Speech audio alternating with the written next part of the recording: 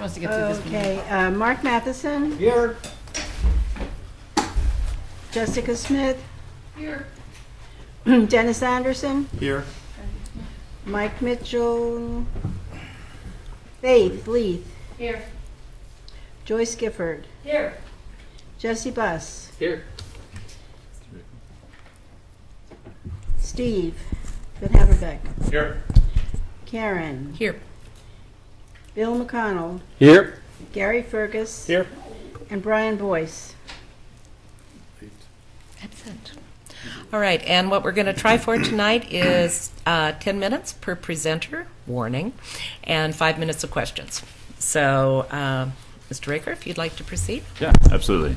Hi, my name's Jeff Raker. I'm actually very new to the region from the Seattle area, like many others, and getting to know the area and got hired at Metro to work on economic development issues. But part of, there's a new initiative at Metro to have liaisons to each city, and I've been assigned to Oregon City to support your efforts locally and to sort of coordinate and understand what's going on at a local level, and I'll explain a little bit more as to what that involves. But it's great to introduce myself, just primarily here to do that and to get to know all of these folks that are involved here, and I want to thank you for your time and commitment to your community.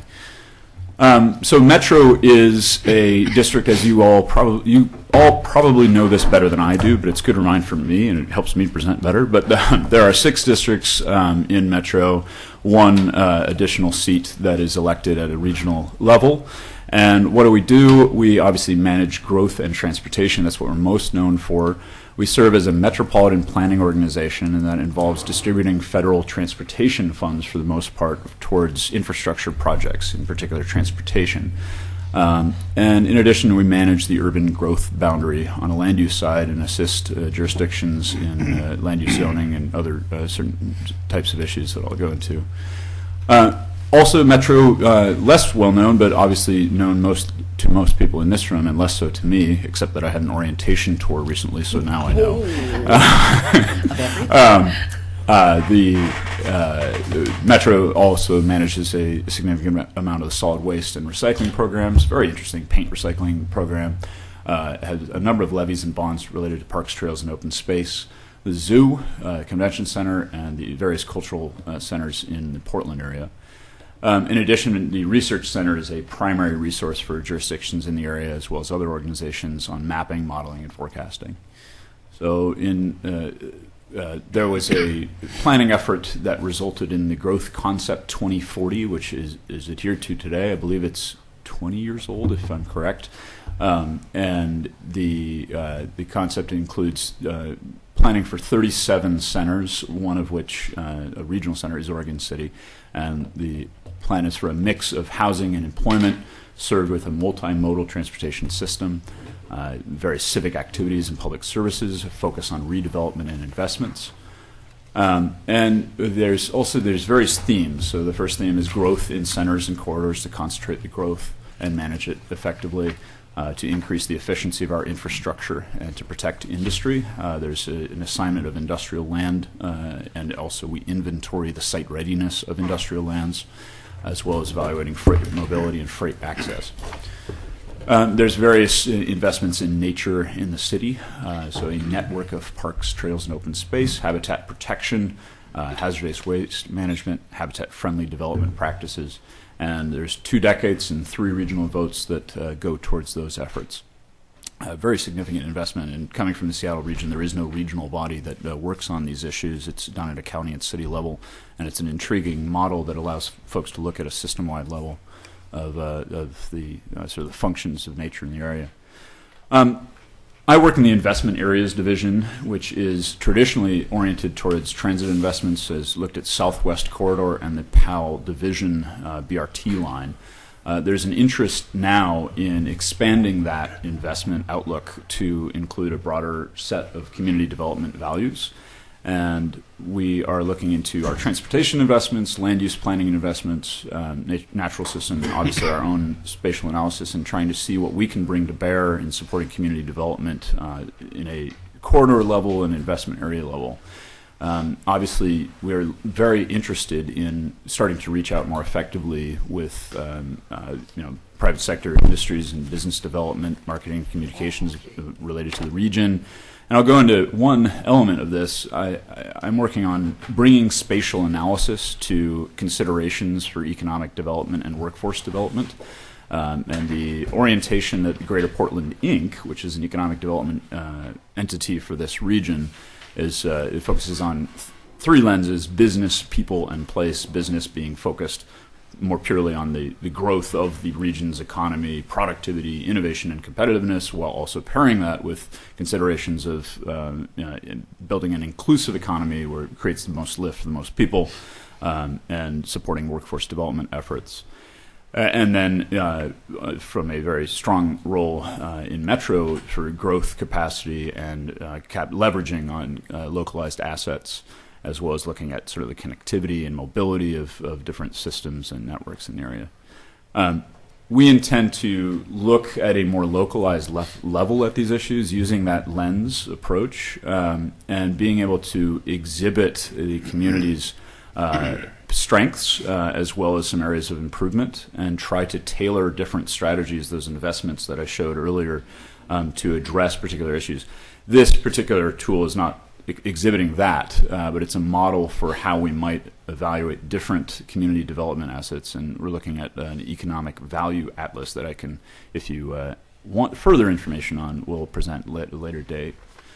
But the primary role as a liaison to Oregon City is to provide to follow on the framework and functional plans of Metro. And the things that are included in that is to ensure no net loss of zone capacity for residential lands, reviewing the various applications and zoning change proposals, looking at industrial lands and ensuring that the restrictions on certain usages are enforced, as well as looking at industrial areas and maintaining their integrity as those uses.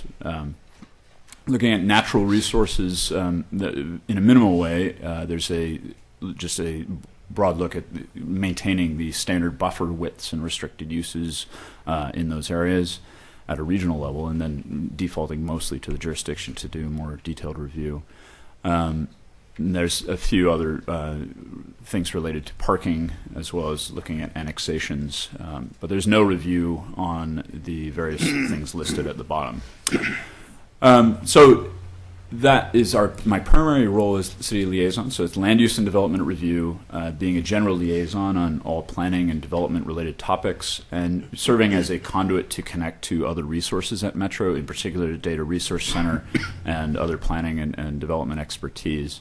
There is a project level partnership, and I was fortunate enough to get a tour of the Willamette Falls and very excited about that project, and want to see if there's a role for me to help in carrying that forward, or if there's a role for Metro that beyond what we've already committed. And excited about it very much, and just wanted to introduce myself to the region and say hello, and hopefully we'll have a long future in talking with each other and continuing to support Willamette Falls. Oregon City. Willamette Falls was on my mind. It's ours too. Yeah.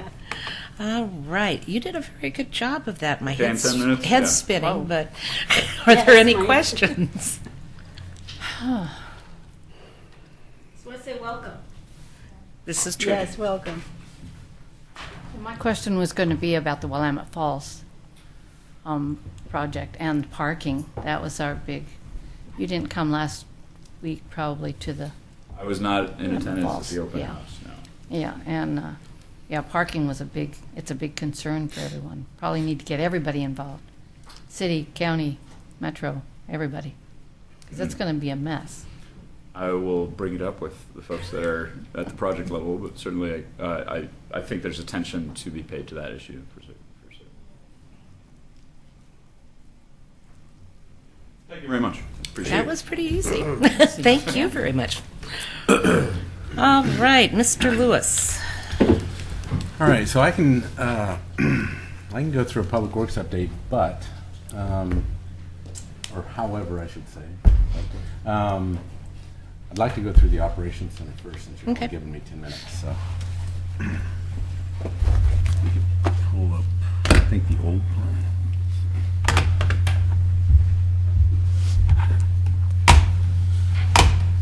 So while Laura's bringing that up, I was talked about the Operations Center in February, and told you that we'd be looking at the Operations Center in more detail, working with some key stakeholders of the neighborhood, and we've attended at least one, maybe two neighborhood meetings since the last time we met, and so just trying to give you an update of some of that work. We're still moving it along slowly but surely. To me, it feels pretty slow. To others, it might feel pretty fast. But so what I wanted to show, yeah, go ahead and bring that up. So we've created what we're calling a bubble diagram, keeping our terms real general and our site assessment real general. I wanted to see the other one first, though. Sorry. There you go. So taking a look at the original plan that was approved in 2010, that's what is shown in front of you on the screen. And so I want to show the comparison between the old plan and the new plan for the current site. And just kind of give you that update, give you an opportunity to ask some questions. I've also got a public comment form, which I made a few copies of, so I'll pass them down, just a couple down that way and the rest this way. This is what we shared with the McLaughlin neighborhood on Thursday when we went through a presentation there. This won't be nearly as good. Martin did the one at the neighborhood meeting, and I'm doing this one, so I'm sure I'll leave some gaps here, but I'll give it a try. So this original plan that was done in 2010 included a variety of features. So in the I'll use this computer maybe. In the you see that?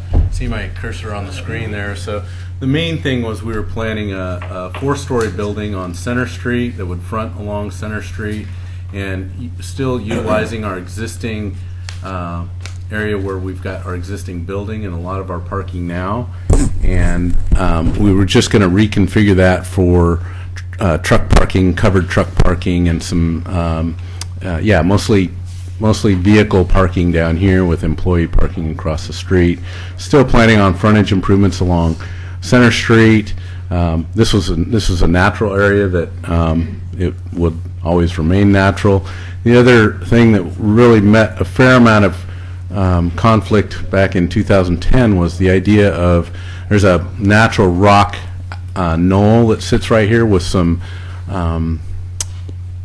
white oak trees. There's a white oak tree grove on that knoll, and so we had proposed in 2010 to demo that and remove that rock knoll, and then use the area up there, flatten that area out for some more bin storage and some more truck parking.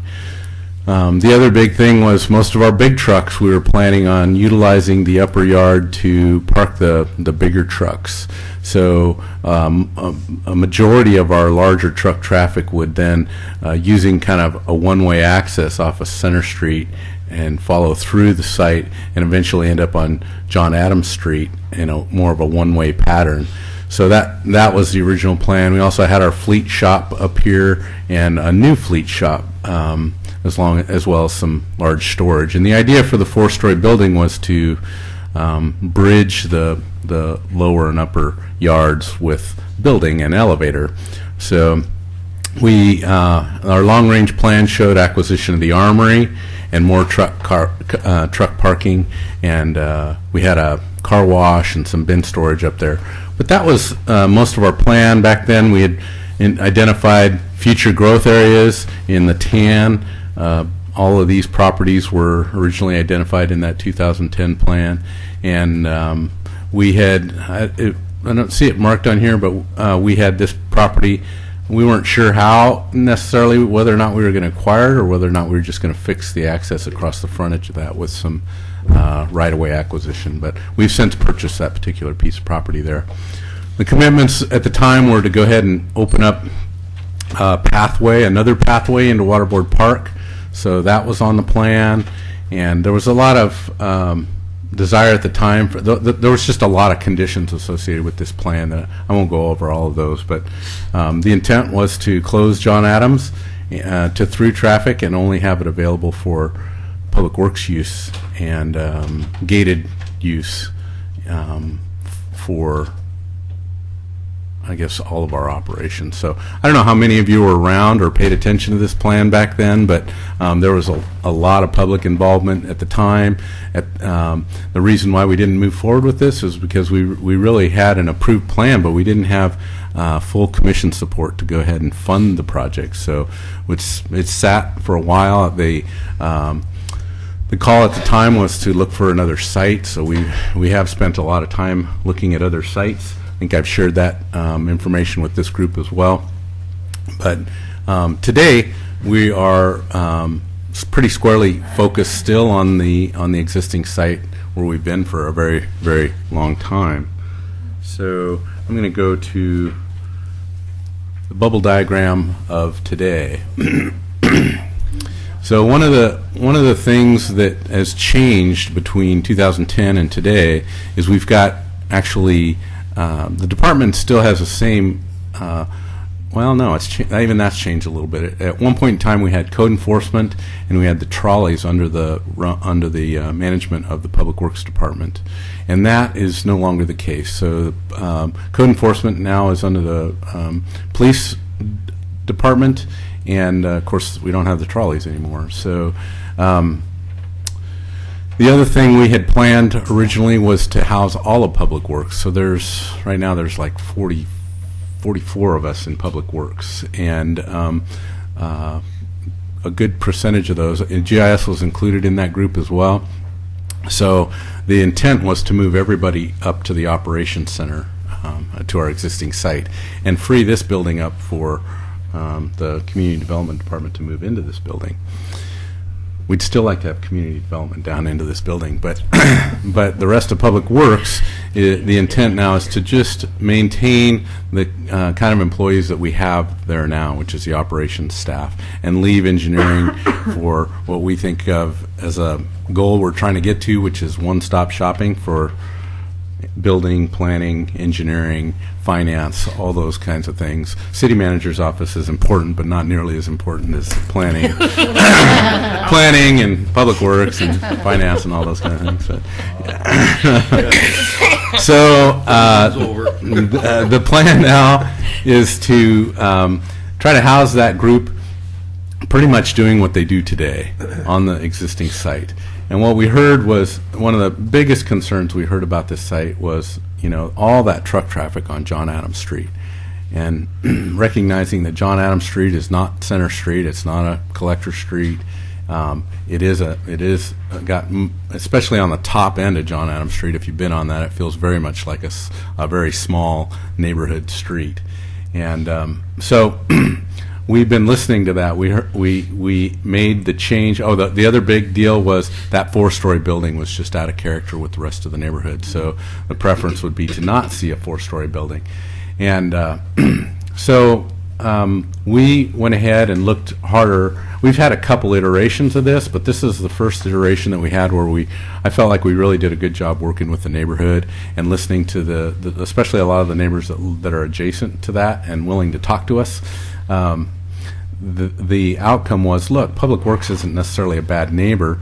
We're a little frustrated with some of the uses of the armory right now and the traffic that armory use generates, but really Public Works has been a good neighbor.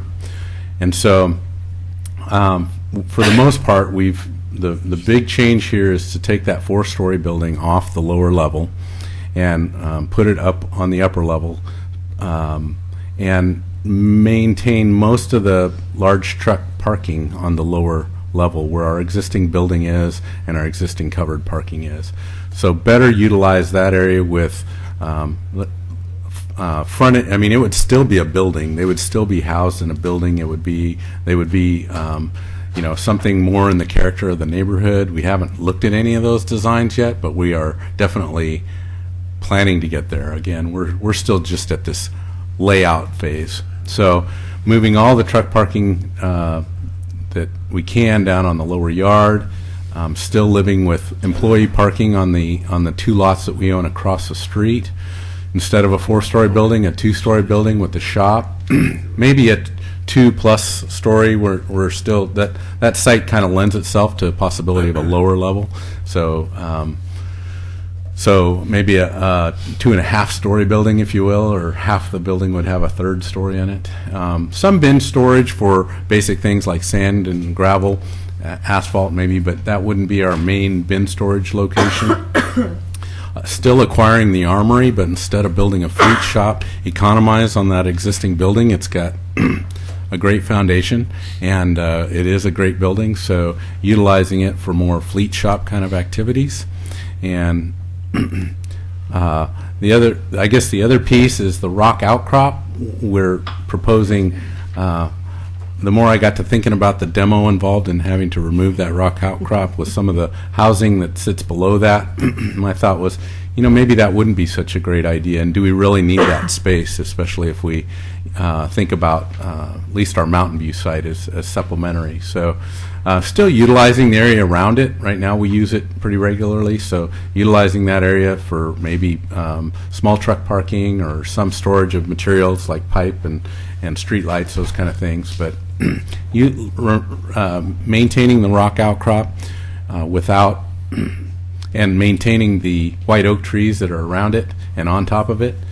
And so that was one pretty big concession that I thought the city made. So between the moving the trucks down below, getting rid of the 4-story building, maintaining the rock outcrop with the white oak trees, those were most of the big issues. There was issues about concerns about what kind of fencing and maybe the kind of noise we might create. We still have the pathway into Waterboard Park shown, so we're still committed to that. The other thing that we're showing, instead of an elevator or instead of a 4-story building, just to get our employees from the upper yard to the lower yard, implementing our fitness program by adding a nice stairway that gets you from the upper yard to the lower yard. We thought and we think that stairway could also has potential for public access. So instead of trying to walk up Center Street along that very narrow section, you would be able to walk up the stairway, walk through the natural area, and onto Waterboard Park. So we see that as an advantage. We'd still provide access to Waterboard Park on the other end of the site near the Armory. So we think this is a win-win solution. It does a lot of what the neighborhood and what we've heard over the years from the community about scaling this project to something more conducive to our existing use. And we think that does it. We also think that there's lots of opportunities through the design review process, the historic review process, to come up with building designs and frontage designs that fit well within the character of the neighborhood. And again, for the most part, we think we're a great neighbor. We haven't heard many complaints. In fact, the McLaughlin neighborhood, we heard a lot of good things about our use down there and our traffic. Even though we've got a fair amount of truck traffic, I understand our drivers drive cautiously through the neighborhood. So we're moving forward with this, and we really just wanted to give you a report and take any questions. If you could fill out the feedback form, that would be great. We will put that to good use. The other thing I think I'll mention before I close is we have a plan. So we've done some what we call backyard meetings with the neighbors that live adjacent to the site. We haven't hit all of them, but those that have reached out to us after we reached out to them, we've met with those folks. The other thing we're planning to have is an open house, and it's on April 30th, which is a Saturday. And I'm not quite sure how this is going. I'm not actually flipping pancakes, but we are serving pancakes. So it would be in the first part of the day, and open it up to anybody that wants to come, whether you're in the neighborhood or not. Just give you a chance to see our operations, walk through our existing buildings, talk specifics about these plans, walk the site. We'll have employees stationed at various locations and available for conversation about our site. So that's the 30th.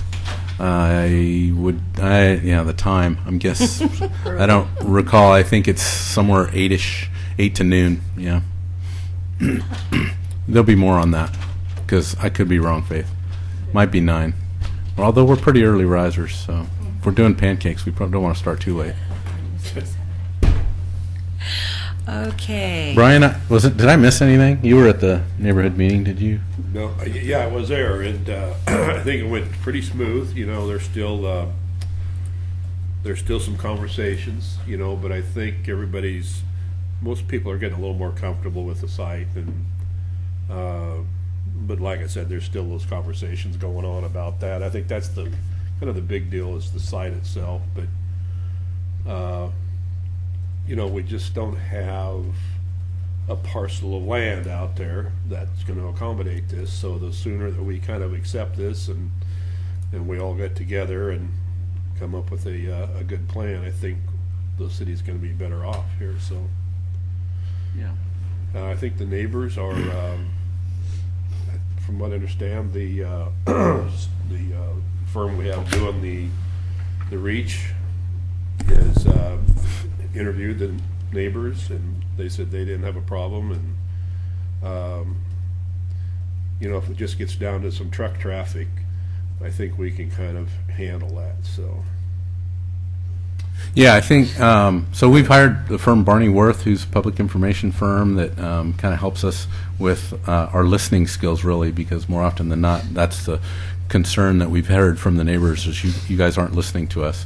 And I think we're trying our best to do a good job with that. One thing that I will say is sharing responsible and accurate information is always important. That's one thing that we do rely on the CIC to do. There's a lot of information out there. Somebody slipped a page full of information from the Nextdoor outlet that I think a lot of folks use. I don't subscribe to that, but I understand that there's a lot of good information sometimes and a lot of wrong information sometimes. And the information that I read sounded a little bit slighted and contrary to what I think we've been working to produce and to share with the neighborhood and stay open with the neighborhood. So keep that in mind when you're talking to your neighbors. I guess the other thing is I'd be happy to meet with your neighbors. I've met with a few of them, South End and Rivercrest. Rivercrest. You know, if you'd like more input, this is a public works facility that serves the entire city, and we think it's in the right location. We think that it's not just about deciding a location; it's also about being prudent with the public's dollars. This facility and the improvements to this facility would be paid for out of your utility fees, and that's how Public Works is funded, is through utility fees. So we want to do that over time. This existing location lets us phase these improvements in a way that we can afford to build, and that's an important piece. So we put a lot of thought into this site, and we see it being something that we can implement without pursuing additional dollars or an additional ask from the public beyond what we're already collecting in utility fees. So I think that's important. From what I've my experience is Oregon City generally has concerns with increased fees and increased taxes to help pay for this kind of stuff. So we think we've got a plan that allows us to implement this over time and in a way that won't necessarily result in a new bond initiative or something like that. So, thank you. Okay, so Faith. Do you have the support of the city commission this time around? You said you kind of in 2010 you didn't really have the support of. So one of the things, this is one of the deliverables that the City Commission asked us to provide, was to take a new look at I knew that was going to happen. a new look at the operations center to make sure that we could do. I think one of the concerns on this site is it really big enough? And we think we've established that it is big enough. There's a lot of room up there, and so I think that was one concern. They also wanted to make sure that we were doing a good job with our public outreach with the community.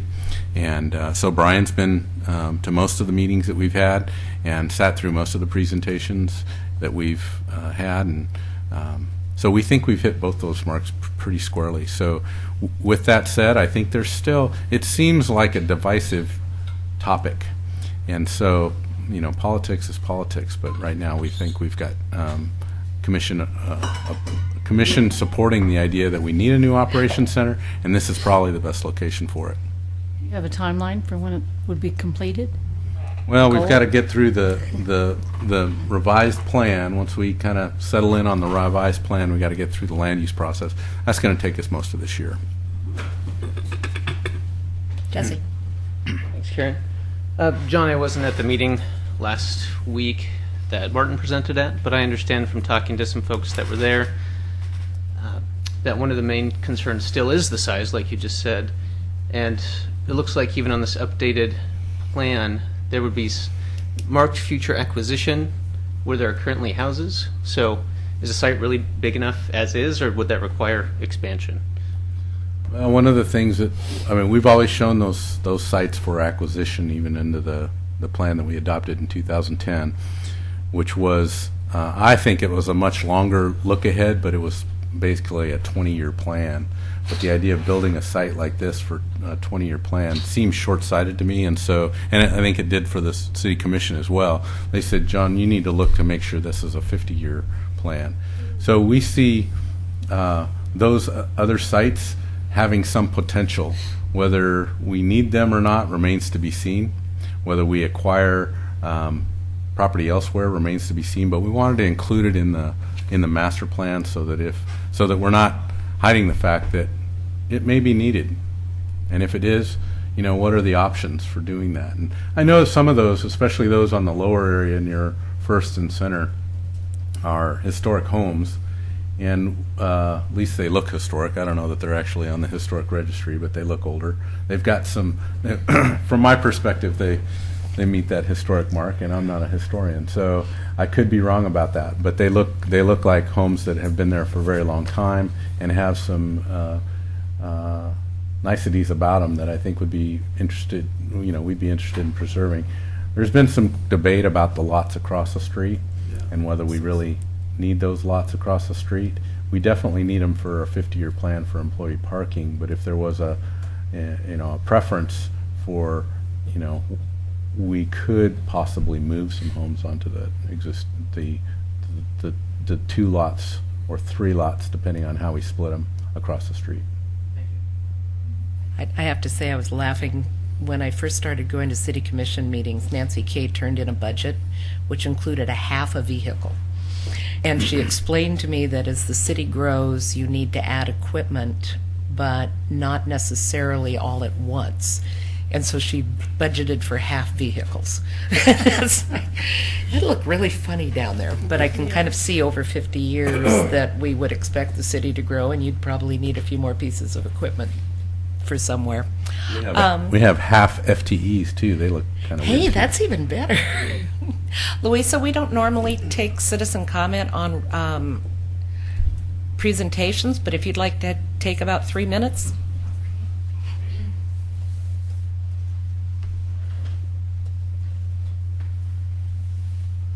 Hello. I'm Louisa Ganyu.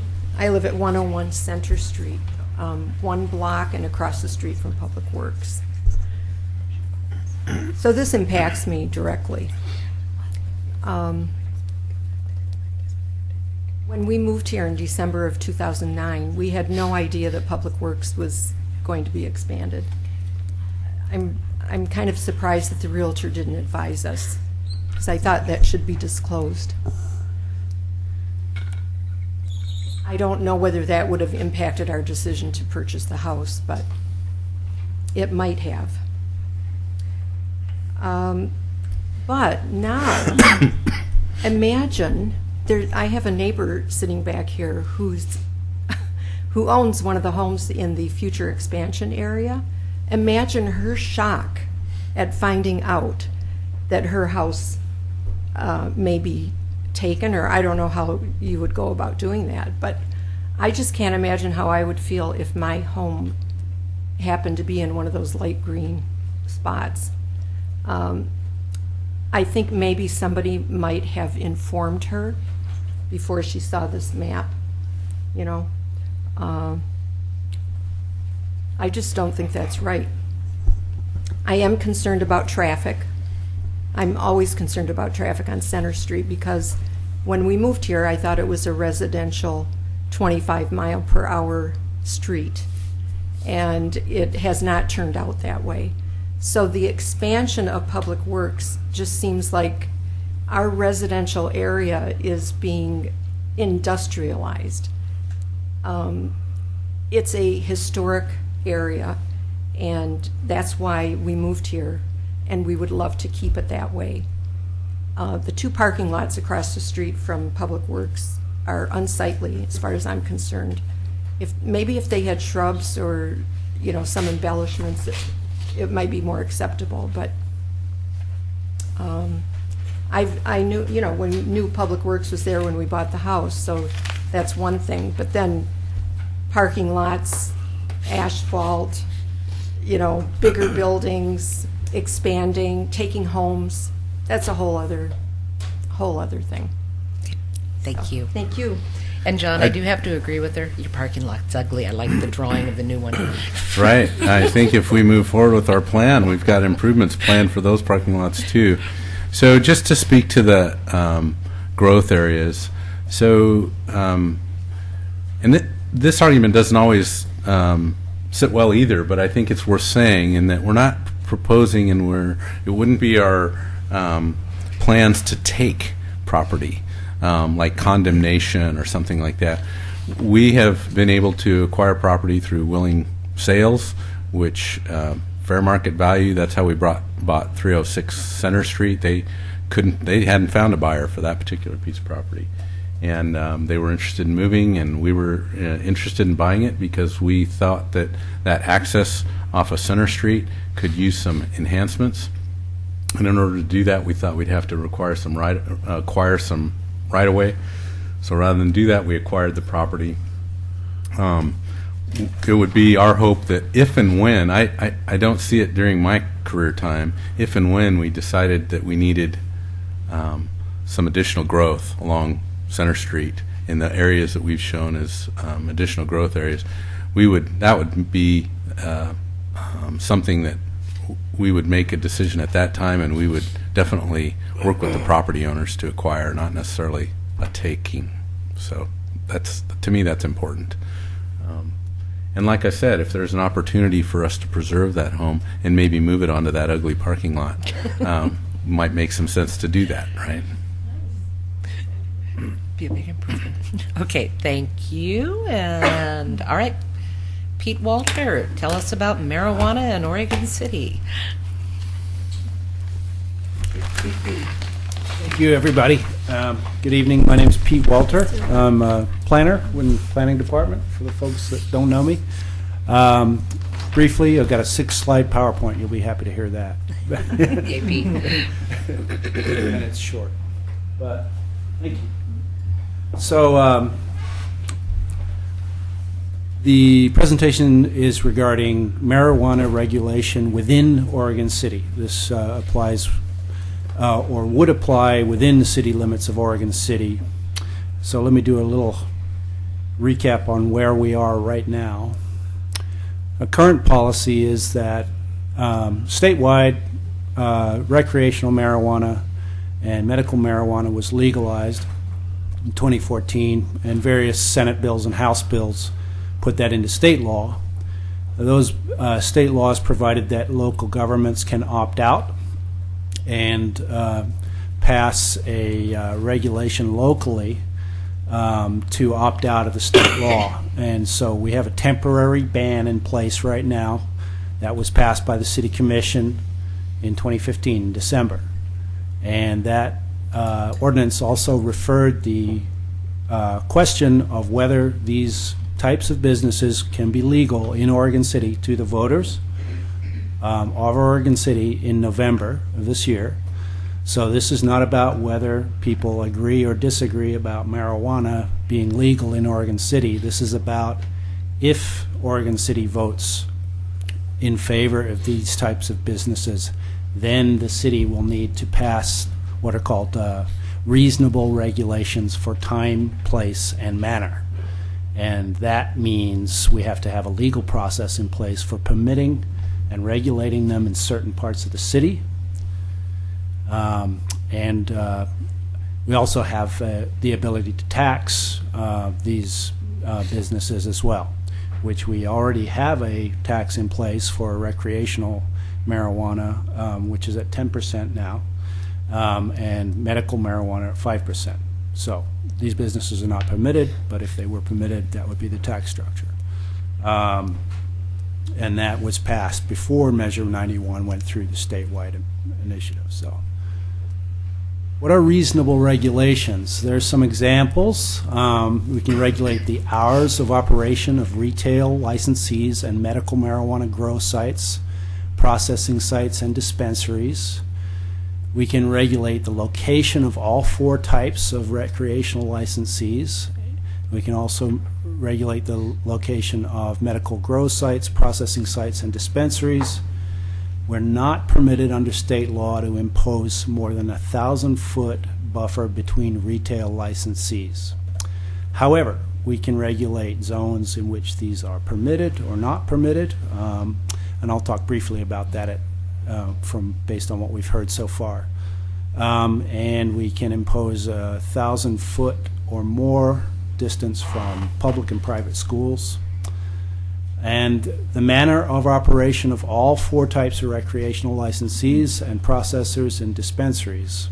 These types of things could be put into either business regulations or zoning regulations through site plan and design review. And it could be something like requiring security bars on windows, having odor controls, security lighting, surveillance cameras. Some of that will be regulated by the state already when the OLCC passes licenses a business to operate under state law. A lot of this stuff will be regulated by them, but that doesn't preclude the city from passing additional regulation. And state law does provide that these regulations are consistent with the city's comprehensive plans, with our business license ordinances, any zoning ordinances, and public health and safety laws. And that would be the same for any type of new regulation that we pass.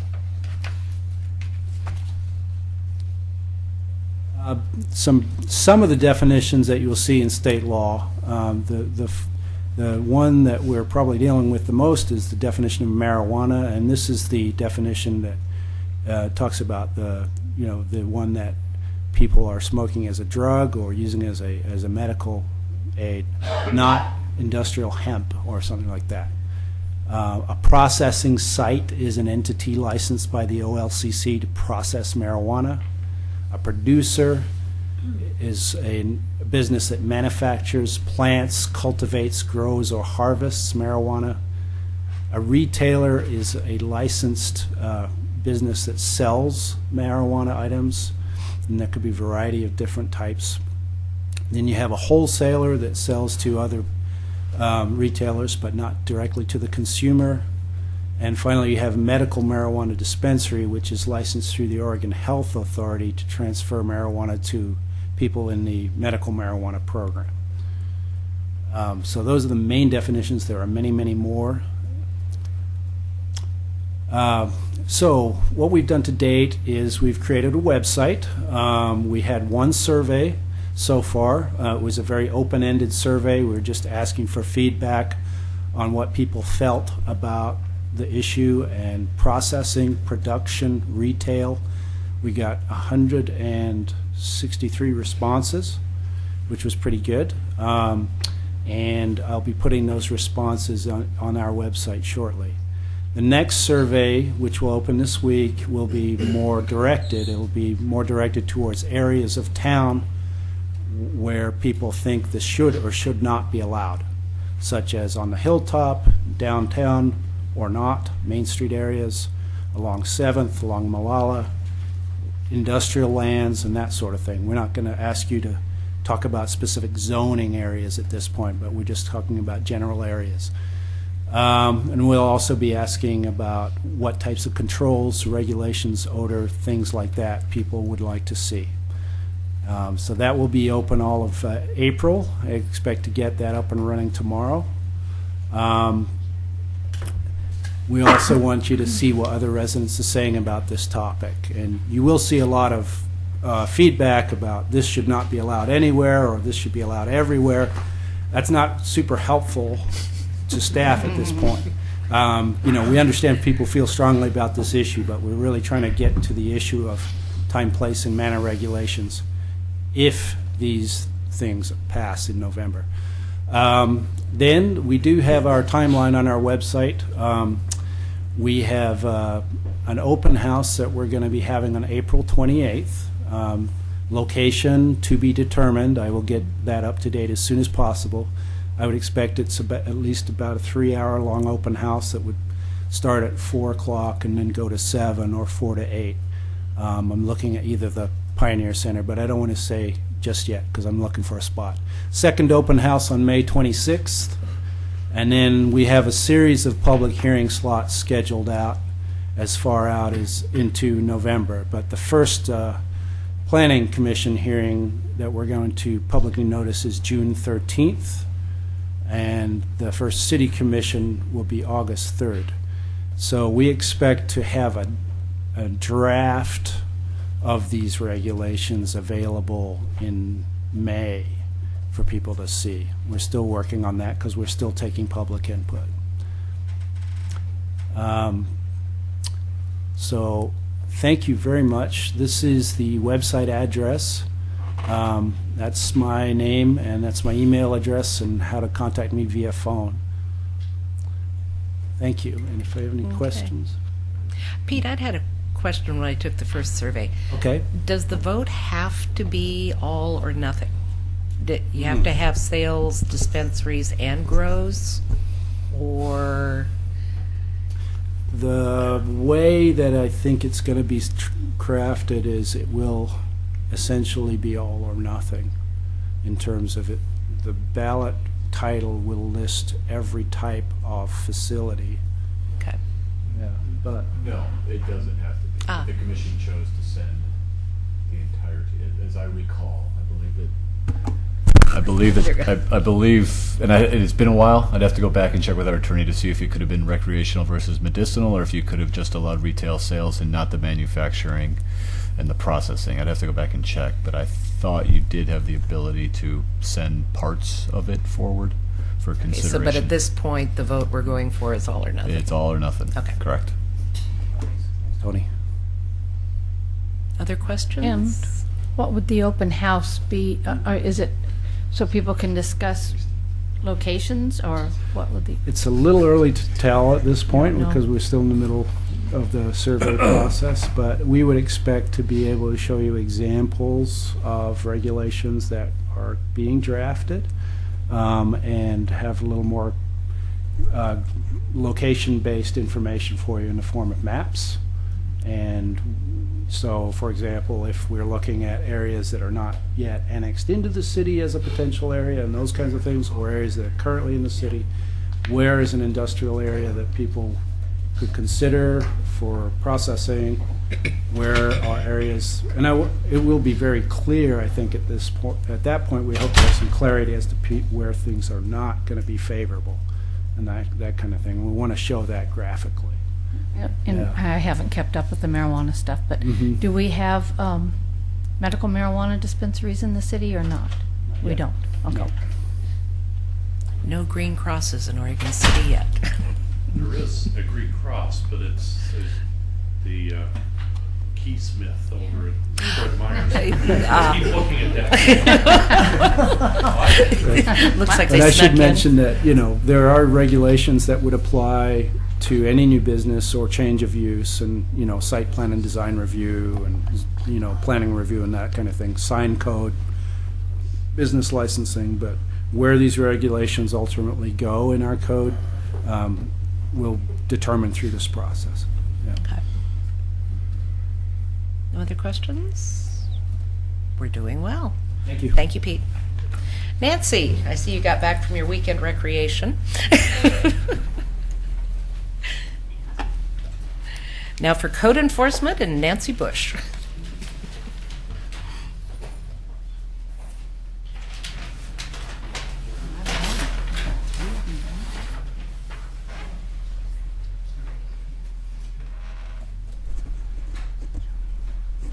Yeah, I'll try my best.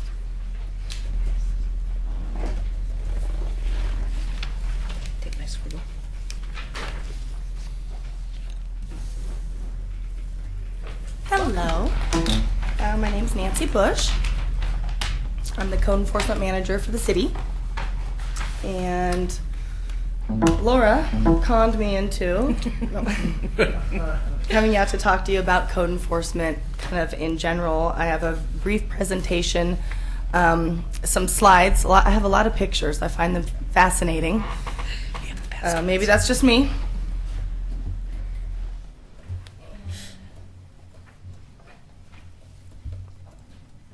I don't think I've presented here before. Side to side? Okay. I'm probably going to show you some extreme cases.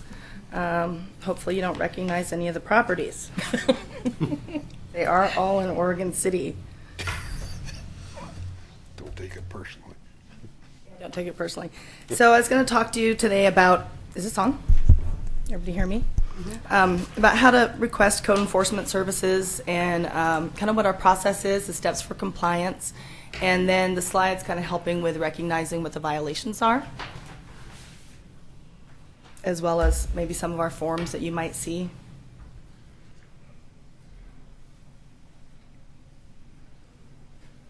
And who can request our services? Absolutely everyone, and everyone can request our services. It's not uncommon to have them from anyone, employees, anybody visiting the area, realtors. We get a lot of concerns, I should say, not necessarily complaints. Most people are concerned and they're not really sure if it's a violation. They just know that something bothers them and they want to bring the attention to the city. And about how our services are requested, the majority still come in probably the good old-fashioned way, personally. People walk right into the counter at the police station and want to speak with someone. They want to be heard, and a lot do come over the phone, email at the Go Request. Is it Go OC Request? Yes. Online. And the city accepts anonymous complaints. And probably about 50% of them probably are anonymous. And what to expect is the process often takes time. What we find is a lot of people call us and contact our office, and they're kind of at wit's end, and we may not have even known that something is wrong. And so we have to start the process from when it's brought to our attention and from the time that we're able to go out and confirm the allegation is founded. And keep in mind that anytime somebody has a concern or files a complaint, it really is just an allegation. We really don't know what the facts are, if indeed it is true. Sometimes, you know, there are neighbor-to-neighbor disputes, something the city doesn't really get involved in. But it's very important for us to go out and follow the process, gather the facts, kind of the fact finders, and find out what the process is to bring a property into compliance and work with the property owners to do that. And it's very important to remember that the Oregon City Municipal Code is minimum livability standards. And I guess you could say one's expectations may not necessarily be the city's expectations. So that is sometimes a tough conversation to have. And the outcome is always going to be compliance with the Oregon City Municipal Code. And we do that a variety of ways. Certainly, the number one goal for our office is voluntary compliance. We could start out with something as minor as a door hanger. Excuse me. I saw you still water. I'd kill for one, Brian. Okay. Service. Sometimes it starts out with something as minor as a door hanger. And there's our kind of frequent concerns are checkboxed and may come out with some general directions for compliance, a compliance date, number for questions that you might have. Thank you so much. And the other door hanger that we use a lot is the inoperable vehicle one. seems to be a very large concern of the residents is the number of inoperable vehicles either stored in the public right-of-way, on private property. It can be, I'm always amazed, really, and that's a good thing, being here as long as I've been.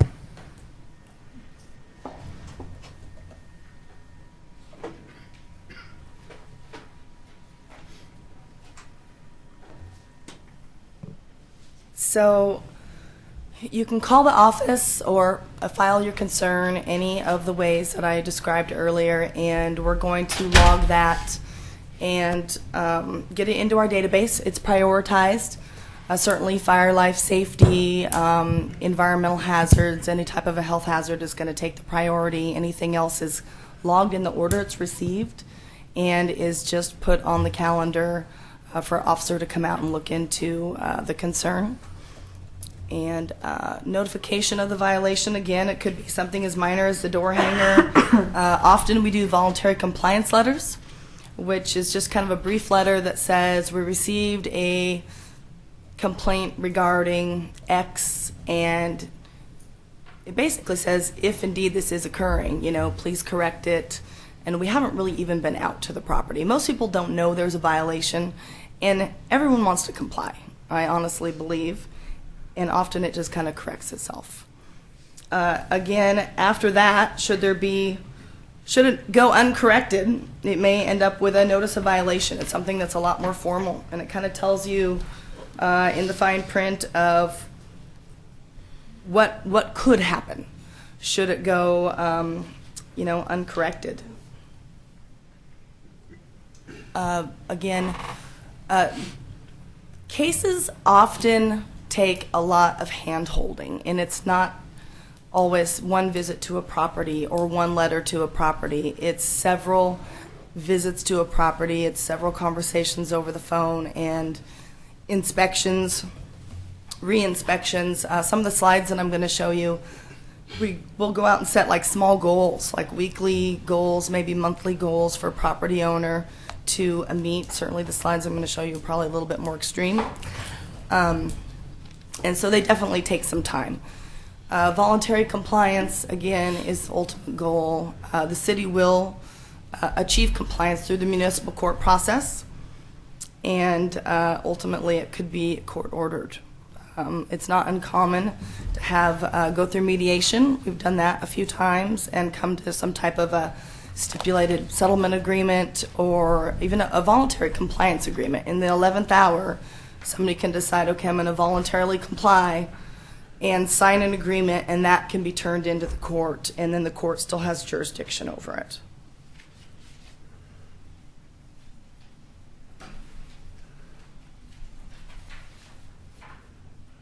A blank slide.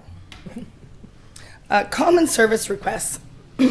Anybody have a guess what the number one service request is in the city? Tall weeds. Tall weeds? Close. Populous. Residential parking. Residential parking is the number one concern in the city. We call them the big three in code enforcement anyway. Residential parking, solid waste, inoperable vehicles, to be followed up by vegetation. The big four, May through September. May through September vegetation, overgrown vegetation rises to number one. And it can create a lot of challenges, that's for sure. Our phone rings off the hook the closer we get to the 4th of July. Solid waste is, kind of those items outside. Most people don't know what solid waste is. Solid waste is those items that are not being used for their intended purpose, is a pretty good description. So the interior furniture, when it becomes outdoor furniture, it definitely falls under that solid waste category.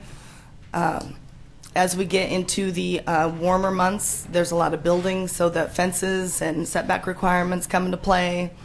As we get into the warmer months, sidewalk hazards, very common. People are outside more, they're using the area, and I honestly believe that everybody wants safe, passable sidewalks. It's generally the hit of, I have to do this now. There's kind of a timeline to bring it into compliance. But for the most part, everyone understands that the people using the sidewalk are generally the neighbors and people in their general area, and no one wants anyone to get hurt. Membrane structures, thank you, planning. That was a good one. I know that the Planning Commission worked on it for years and years and years, and it has proven to be a challenge in the first couple of years and a little easier for enforcement these days.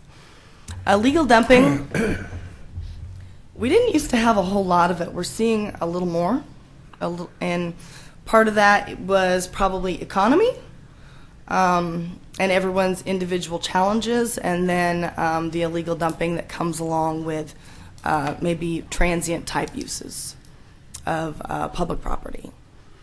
Animal noise, I just added that one. I took probably 6 animal noise complaints today.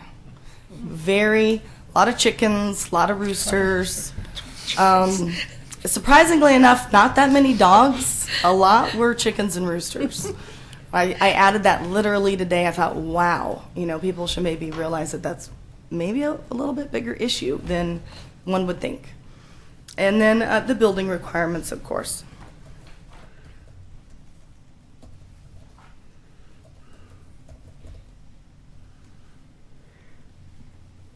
I'm going to show you, start with some slides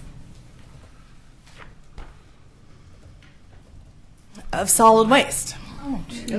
The top left, obviously garbage, so you can haul your own garbage. You cannot store your own garbage like that.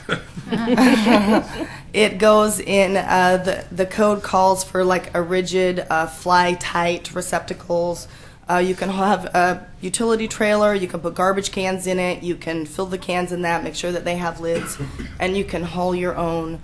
The code does require it gets hauled every 7 days, and that is simply to prevent, in this scenario, maybe rodents or animals digging through the bags and stringing it across the neighborhood. It doesn't take very long for it to turn into a much worse scenario than what you see there. And the bottom right, everyone wants to keep all of their stuff and may not necessarily have the place to store it. I see some tire rims. I'm sure they're great, but they belong in a garage or in the home or on a car. The outside the storage bins, baby stroller, not an issue. But a lot of the stuff in that is definitely things that should be inside. Maybe inside a garage, inside an attic, in some place where they're going to be stored away from public view. It isn't necessarily what anyone may want to look at out their dining room window or when they have neighbors come to visit. I should probably mention, summertime we have a lot more solid waste concerns that arise, and that's because more people are outside, they're working in their yards, they're planning those neighborhood barbecues, they're thinking about, what are my neighbors going to think? We also see a spike in solid waste complaints Thanksgiving and Christmas. And that's because you're going to have your family and friends in town. And they're going to come and they're going to park on your street and possibly view some of this. And so the phone rings. Solid waste, it's generally the number 2 concern. It lowers to the number 3 concern in the city, May through September.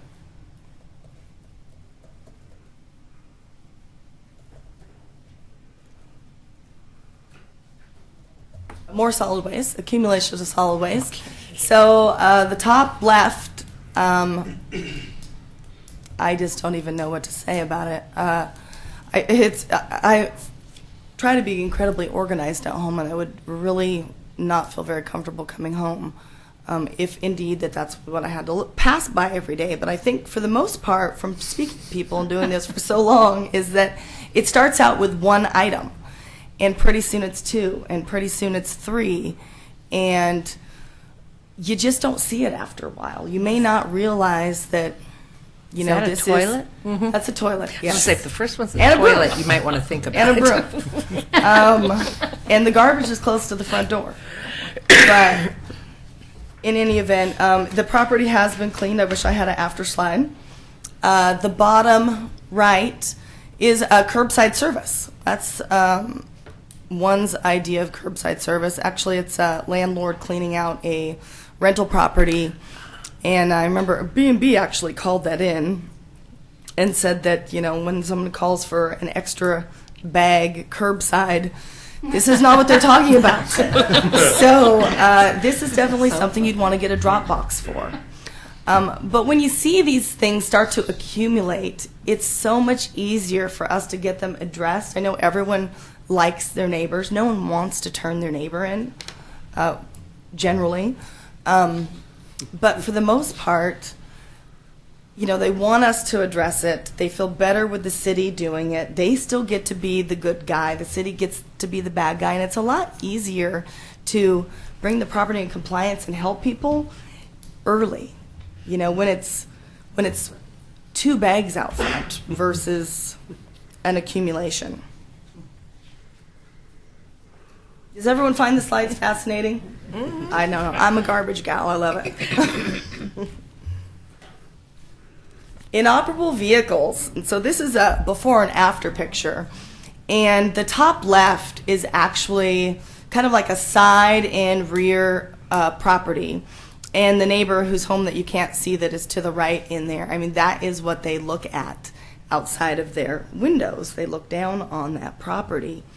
And the gentleman, kind of intimidating, a lot of coming and going, a lot of stuff going on there.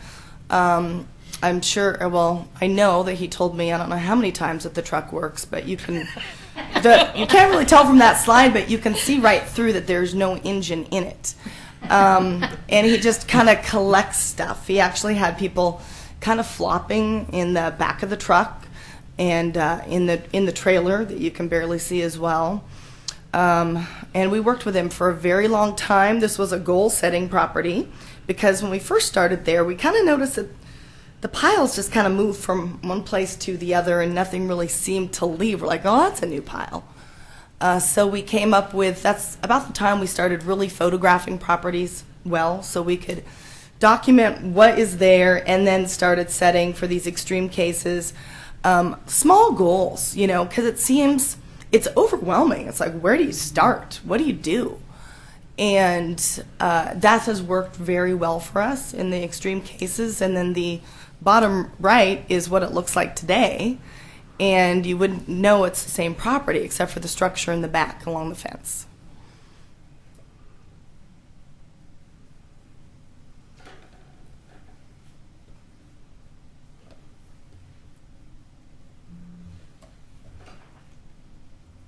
Overgrown vegetation.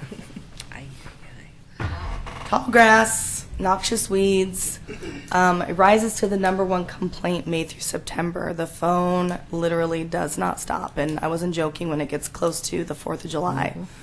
The problem with sometimes addressing the overgrown vegetation when it's really tall, once they do mow it and clear it, or the city abates it for them, there's generally a lot of stuff in it.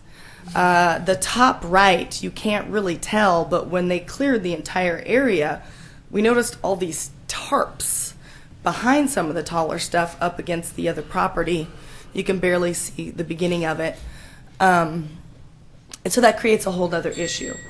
And when we go out to a property, we try to address every single thing that we can see, regardless of it if it was the original complaint, because the complainant only knows what is really concerning to them.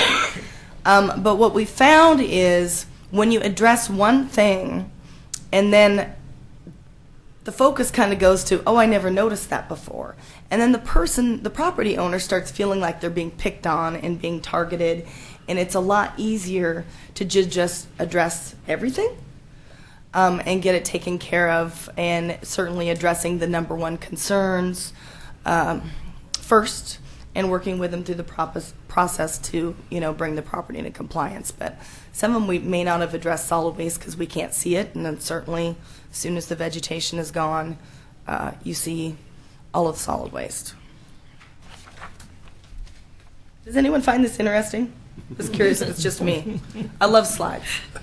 Yeah. Huh? I have no idea. I have to take a bunch out. Right. He's stuck to his 10 minutes. Oh, all right. Oh, is it 10? Laura didn't tell me.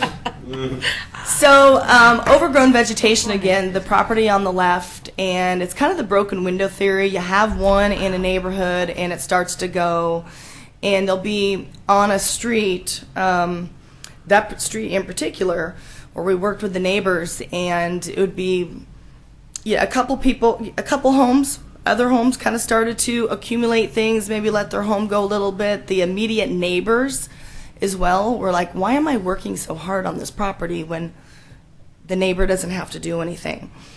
And, you know, what happens is one or two people will get out. They'll say, you know what, I'm going to sell. I'm not going to deal with this.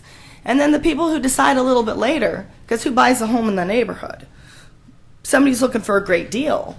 But also, sometimes it's going to be somebody who says, oh, I can do whatever I want in this neighborhood. No one's going to pay any attention. No one's going to care.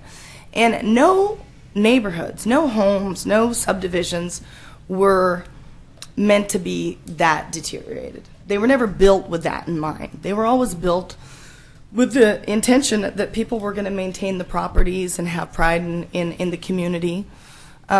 Certainly, these properties affect the community. They have probably the neighborhoods like that probably have, or I know that they have higher crime rates. They have, I should probably look at my notes so I can touch bases on everything. They are more likely to have more people that slowly just are less concerned with the appearance of their property, and they affect your property value. If you live next to that home, what do you think you can ask for your home? The city or code enforcement anyway feels very strong. It's very important to preserve the community, preserve the neighborhood livability, and work with the citizens. The person with the home in that condition is still a citizen. They're still a taxpayer, and we work with them the same as we, work with anybody. The interesting thing about this is a real success story, is the home on the right is the same home. I don't know if anyone spotted that, or if they've seen our side. I think it's on there. And it was just a case of being elderly and having some adult children, maybe that were, well, I know that they were living with them and probably taking advantage of the parents a little bit and not helping out. And once they finally decided that they were going to push them out of the nest, they really went to town on giving, the wife was very excited, and she finally was getting the home that she wanted and had originally when they bought the property. So it's not uncommon for us to get the thank yous from the oddest people, and generally it is not odd people, but who you wouldn't expect. And often it is someone who lives in the home who says, I can't believe my backyard is clean. This is the first summer we're ever going to get to use it, and I just want to thank you for making my husband get rid of all his stuff. It's surprisingly, that is not all that uncommon. And it doesn't really take very long to lose a neighborhood and a community street if it doesn't get turned in when it's minor. It takes years. It probably took about 5-6 years of my career to improve this street. And the entire street. Once the one house, we met with all of the neighbors. There was some real pride in the community. You saw other people planting flowers. You saw people suddenly painting their homes. And it's contagious, Pride in the community and in the immediate neighborhood is infectious, really.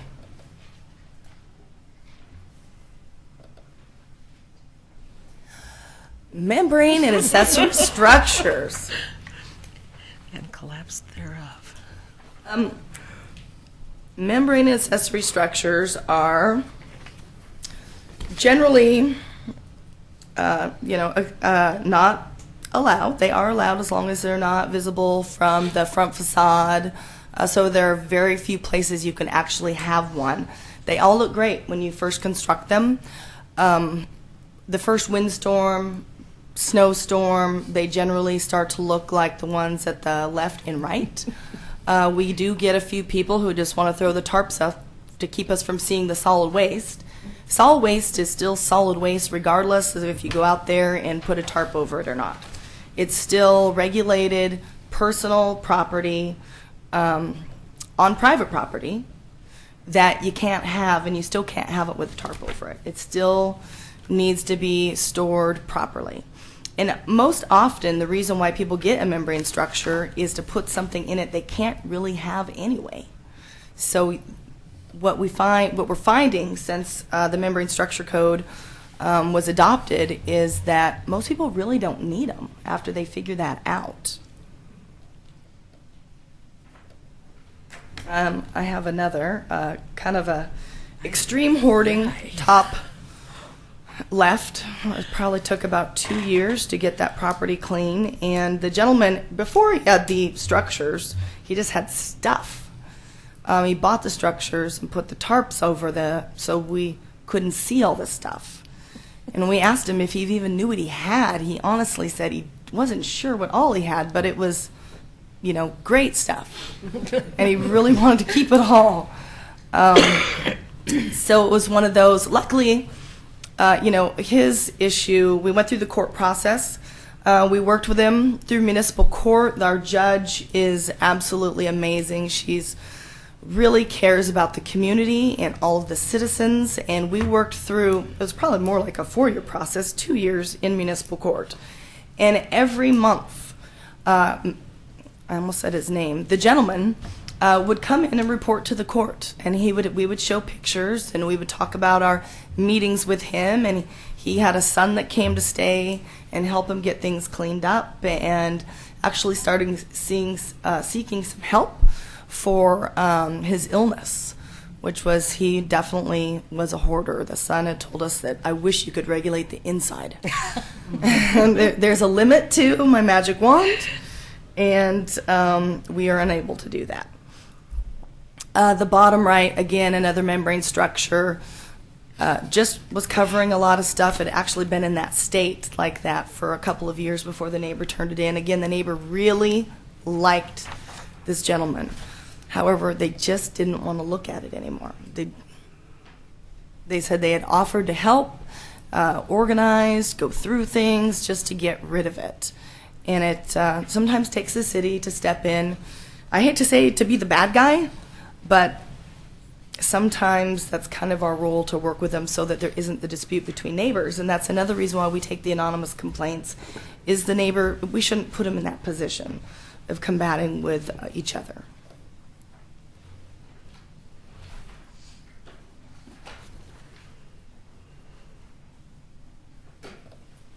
Home occupations.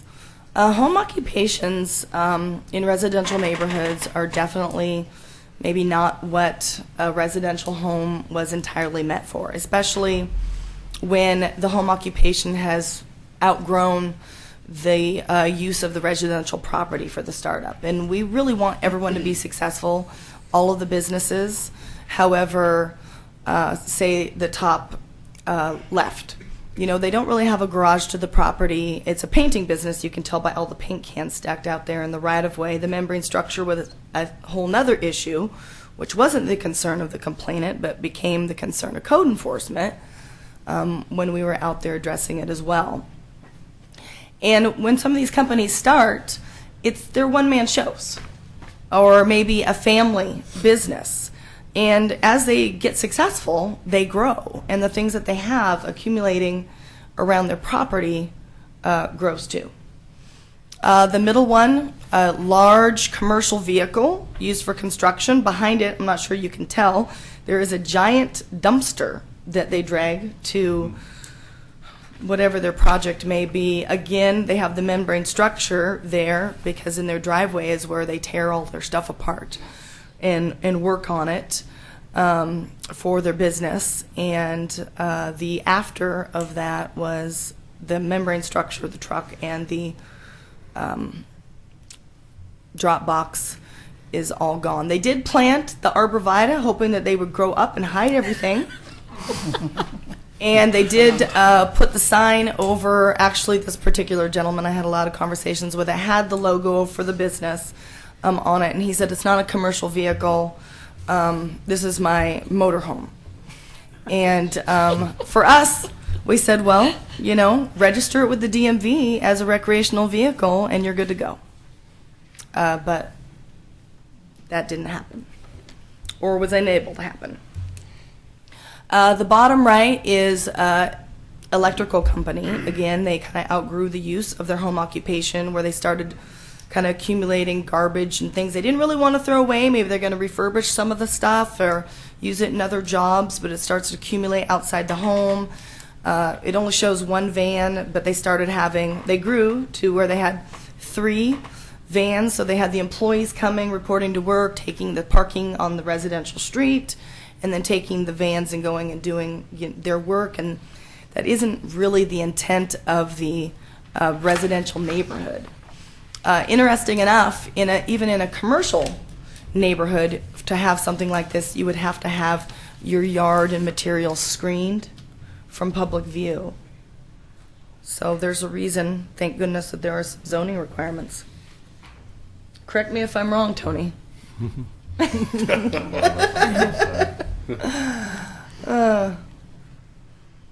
Okay. Landslides, not that common, but in the city of Hills, entirely possible. And the actions that led up to the slide are not rare. It is stripping a hillside of vegetation, removing the trees, not putting in any erosion control measures, and illegally filling the property. And then part of that is snow, and the other part of it is, your sewage waste that you see out there. With the rainfall and the snow that we had, the hillside kind of just gave way.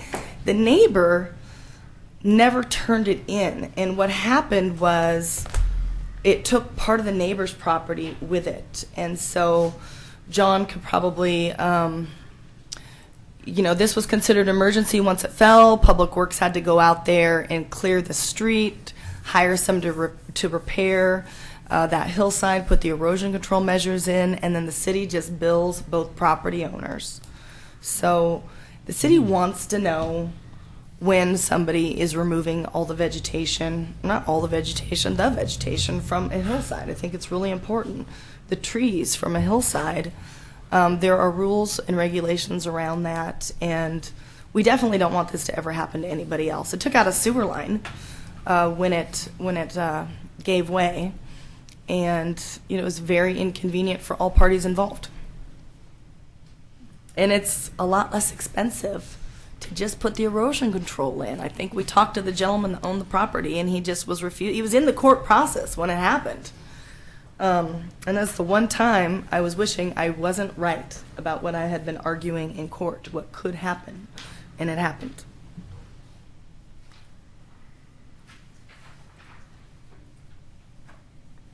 Doing on time. I'm sorry, nobody said 10 minutes. I'll hurry. I'll 5 splice. more? Okay. So, illegal structures. This is one property. It's actually in the McLaughlin neighborhood, which you never know because it's so well hidden from anything else. It started out with the bottom right. You can see kind of a barn-type shed, how it started out, and then the property owner decided that, wow, I can rent that out, for $300 a month to somebody, and charge them a weekly rent because they can't get anything else. And then he started adding off of that. You could see another little tip out, which goes a long ways and comes down the hallway. He actually built a hallway off the home and kept building little rooms off of them and renting them out. And the power source to each of the rooms is the top right. They each had one orange commercial grade extension cord that went to a power strip to each of the rooms. So my one thought here is permits do protect, and they not only protect the value of your home, but they save lives. So very important. When you see people building, and if it doesn't look right, we take anonymous concerns. Give us a call, let us look into it. Worst case scenario, we got to meet somebody new and introduce them to ourselves and our program, and that's a good thing.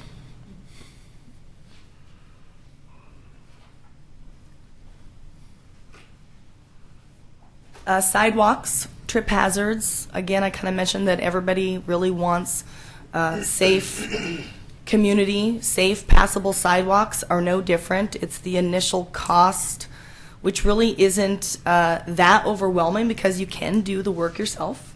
Public Works is great to work with. They do a reduced price fee for if you're in a code enforcement action, because there's a timeline that starts, and it needs to, be addressed to not only prevent the city from any liability, but the property owner. If somebody falls in front of your home, ultimately it is the property owner's responsibility and liability.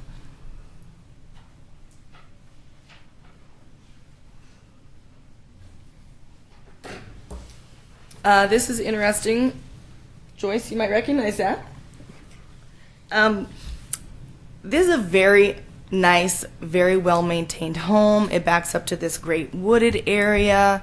There's all kinds of trails and things back there, but the unassuming part of this picture, does anybody have any idea where's Waldo? No one will guess, I know that. It's what's in the wooded area. This is what's behind that home. Yes. This is what's behind the home. The camp, it is on, this is actually a Walmart property, so it's slightly off to the side there, but they come up and out right next to that house. And before the garbage accumulation can get too great and any hazardous materials that may accumulate in these areas, let us know. It's the green spaces that are kind of untraveled for the most part. It can be kind of intimidating to go down. You might have bought a home because of this great green space that you want to utilize, and then maybe come upon something that you're not that comfortable with, or the people that you encounter that you're not that comfortable with. And best case scenario is to, let us check it out, find out what's going on, try and get people some help, and certainly get the environmental hazards cleaned. And then bring it to the attention of the actual property owner to see if this is what they intended for their property and how for it to be used, because ultimately the property owner is responsible for the cleanup of the property. Nancy, is that the property owner, or is that Newell Creek? That is actually Walmart. As it starts to go down the hill further, it turns into Newell Creek. You get quite a few calls on the homeless. We're working a bit with the homeless population. And do you get quite a few calls on this for the homeless issues and stuff that are? Well, in the canyon is not her responsibility, so. Well, it is. As far as throughout the city. It is the city, and as far as the canyon goes, it is. We are the first point of contact. It's our citizens that are concerned, and we do go out and we address these, just like we would go to any of those other properties. We go and we make contact. We find out who the property owner is. We took a look at the map, kind of figure out what the boundaries are. Luckily, with the, our great GIS department, we're able to, probably come within a few feet of figuring out what belongs to whom, and work with them on getting things cleaned up, and maybe less of a hazard, and let them know that you are backing up to a residential community. I don't know about everyone here. I grew up in Selwood, and we used to go down to Oaks Park. We used to cut down we called them the monkey trails, and had forts, and did all kinds of stuff growing up. And that's not really something that our kids today can do because of what they might encounter. It's really important. I mean, that's not what you want kids to encounter. You don't know what they're going to find. Maybe they don't find a camp. Maybe they just find what's left over from a camp, which takes me to our next slide, which all four pictures, with the exception of the middle one, is, what is left after the residents of a camp decide to get a newer camp that's cleaner. And that's what's left for the city to clean up, or the private property owner. It's not uncommon. The majority of these, actually three of those are one's at the cove. You can see how close that is to the water. And so those ones obviously take our priority. We get out there and get those cleaned up right away. The middle one, in illegal dumping, that's right at the pedestrian bridge coming from Gladstone. That was a very windy day that day when we got that call, and it was all hands on deck. We ran out there and had that cleaned up pretty quickly. The nice thing about it was when you dig through some of this, that's the illegal dumping anyway, when you dig through it, there's usually some type of evidence in there. Envelope with an address. An envelope with an address. You know, things have changed. I've been with the city for 18 years, and 10 years ago, we'd find pizza boxes with the delivery address to the home. And when you address illegal dumpings, often people get smarter, and they don't necessarily stop dumping. They get smarter about how they do it. We had somebody who basically saw that happen, who gave us a description of the vehicle, got a partial license plate. We had pulled some evidence out of there, which led us back to a couple of different properties.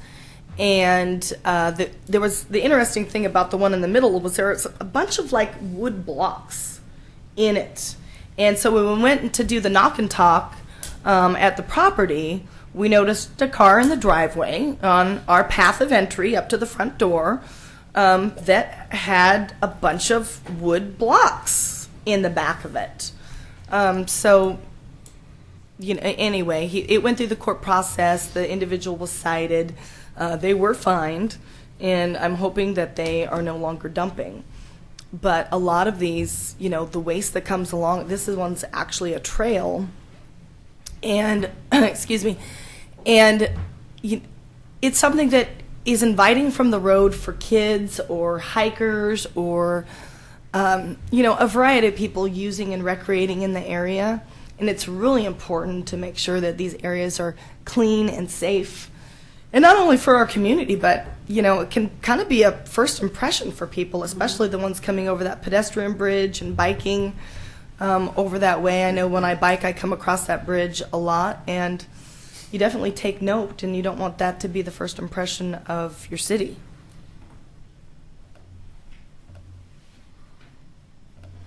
So, see? I'm done.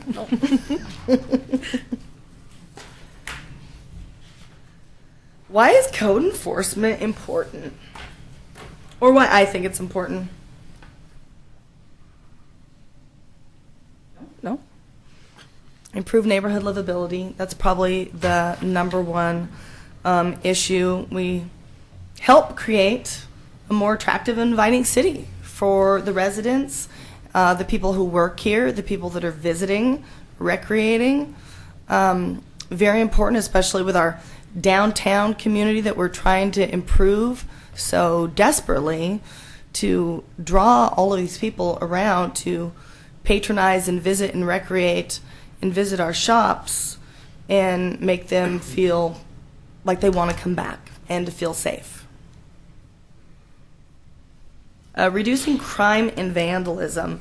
A proven statistic, residential neighborhoods, communities that are well maintained and look like somebody cares about them have less crime and they have less vandalism.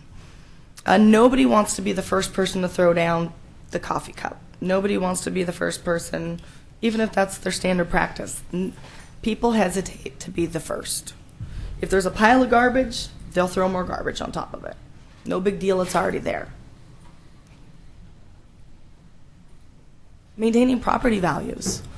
Seems, you know, like a pretty minor thing for keeping neighborhoods clean, but people want to live in clean, well-maintained neighborhoods. Anytime that I talk to anyone that says I'm moving to the city because I loved the neighborhood, I loved the community, nobody says I moved here to live, you know, next to some of the problem properties or to watch a property turn into a problem property over time.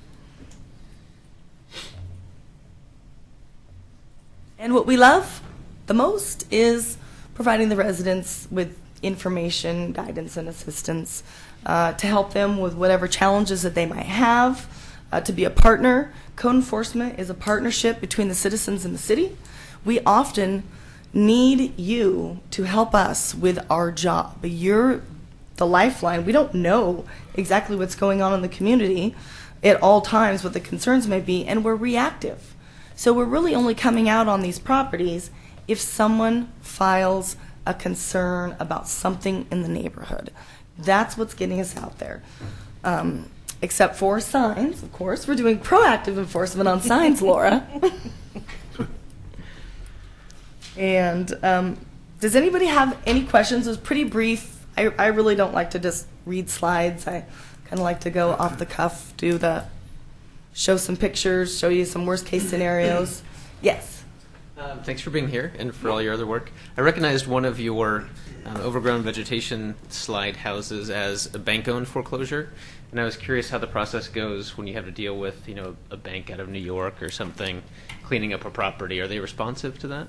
Actually, the banks are very responsive. Our biggest challenges is before it comes into the bank's hands. It's while the property owners are still there. What we find is they're very angry. They're losing their home. Why should I maintain it? Why should I do anything? I just had this conversation with a property owner the other day who was, my answer is, you raised your kids here. You live, these are your neighbors for however long, and then because they're angry, they kind of let it go, and some of them walk away, but they're still ultimately responsible. It takes about 3 years almost to go into the bank's hands. The banks are very, very receptive. About every 2 years, they come to our Oregon Code Enforcement Conference. They send representatives. They do kind of a foreclosure summit, providing the latest information, what we can expect, providing all of their contact information. The banks are really very easy to deal with. It's the smaller lenders. And granted, I probably shouldn't use any names, so I won't, but one major bank was the last to the party, but they definitely have improved over the last couple of years. And I don't know how familiar you are with the process, but once they are notified, or once it becomes into the bank's possession, they will come out and they'll put a sticker out there on the front door. Sometimes you'll see a home that looks like it's been weatherized. That's the bank. They start getting on like a mowing schedule. Sometimes they'll only do it once a month if it's in a residential neighborhood and it's in the middle of summer. We'll talk to them to let them know that it's going to have to be on a bi-weekly schedule to get it maintained. If it's in the middle of nowhere and it's not hurt anything, it's not a fire hazard really to anything other than their property, we may go along with the once a month, but kind of have them sign an agreement that they're fully aware of all the potential hazards or problems that come along with that. Does that kind of answer? Definitely, thank you. Uh-huh. Nancy, Yes. there was a property on 9th in Harrison that was home that was boarded up for years. And I had to applaud the efforts of your department there that came by quite a few times to check it out, but and your department finally boarded the thing up. And now there's some nice folks living there and stuff. But how many properties do you have like are boarded up now that you kind of keep an eye on now and stuff? So. I think we probably got to know you a little bit with that property because we were there probably twice a day for about a year. And the problem with that particular one is it was so close to everything that it is an amazing flop house for people to break into, and it was a drug house of sorts. And so once people get used to staying there, when they get out of jail, regardless if it's boarded, they just want to go back and invite their friends. We have probably about, off the top of my head, I'd say we have 4 or 5 currently. And that's an extreme scenario right there. The bank a couple of banks are working with us very closely on 2 of them, and they're sending people by probably every other day. Just to avoid fines. None of them want to get fined by the city. Nobody wants a $30,000 fine because they wouldn't check and maintain a property once it becomes their responsibility. One is the property, will be, I guess it's not boarded yet, one that I was talking about where I was talking with the parents. And actually the people who are flopping in that particular property are their children. And interestingly enough, in court, of course, they said that squatters had been taken over by squatters.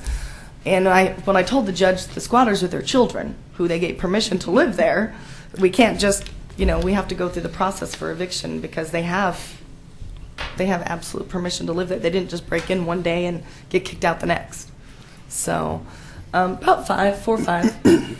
Not all to that degree. That's not bad, really for a town this size, to only have 4 or 5 of those, so that's good. Okay. 4 or 5. We have a few that we watch that they're definitely getting close to that, but they are not there yet. Okay, thank you. How about additional living units on the property? Either a travel trailer that's there and it's not just Aunt Mary visiting for the weekend because they've been there for a couple of weeks, or maybe even a tiny home in the driveway. Well, accessory dwelling units planning can speak to, and they do have to pull the permits and have those, they need your water, sewer, needs to be an actual living space. Recreational vehicles are recreational. They're not a secondary dwelling on a single-family residential property. A single-family residential means that the single family is living in the one residential structure, unless you have gone through the process for the accessory dwelling unit. We do have a few, people are very sympathetic, and it turns into somebody staying for a weekend, which turns into a week, which turns into a month, which can turn into a few months. And then the neighbors start complaining because, this isn't really they don't know who's coming and going. And often it's not so much that they're concerned about the people living there, it's the coming and going. It's the unknown, the fear of the unknown.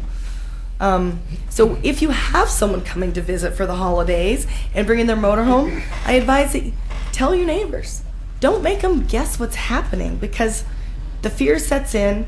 They don't want to ask, they don't want to offend anyone, so they call it into us to check into it. And sometimes it really is just somebody visiting, or there's a new baby and grandma's coming to visit and they're going to let her stay in the trailer for, some peace and quiet away from the kids. And that's probably technically not okay. I think you can get an exception through. No. So blinders. I was just going to say, if we've got some more, maybe we can wrap it up a little I'm bit done. here. Any other questions? Any other questions? All right, and if you have any further interest, you'll notice in her original introduction, and I will vouch, Nancy likes to talk trash. I do. So I love feel garbage. free to ask her any time. Absolutely. I have some business cards. I'm going to go ahead and leave them on the back counter if anybody has any questions.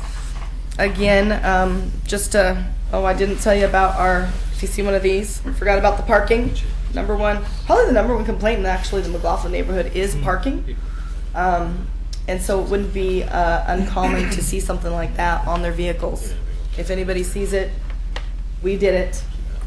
It's to say, hey, we don't know who you are, but if this is your vehicle, please contact our office. Because we do notice by mail, but often the registered owner is not the person in possession of the vehicle. What a surprise. All Thank right. you. Thank you, Nancy. Any additional public comment? I will give you the 3-minute update on the public involvement plan, if I even go that long. We should have been meeting for the last time last Friday, but hey, bad news. We have almost a completed product, as I tried to describe it last Friday. We are providing you a menu. It's not an all-you-can-eat buffet, but in certain areas of interest in how to grow participation in the CIC, grow participation in your neighborhood association, improve communication with your neighborhood association, we are setting out lists of different ideas that you can pick and choose from that you think are most appropriate in your neighborhood. And we will be meeting a week from Friday for hopefully the last meeting. But it's been fun. It's been a lot of work. It's been thought-provoking. And we will have a product for everyone that you can make use of and share with your neighborhood association to improve your communication and increase your participation. That was easy.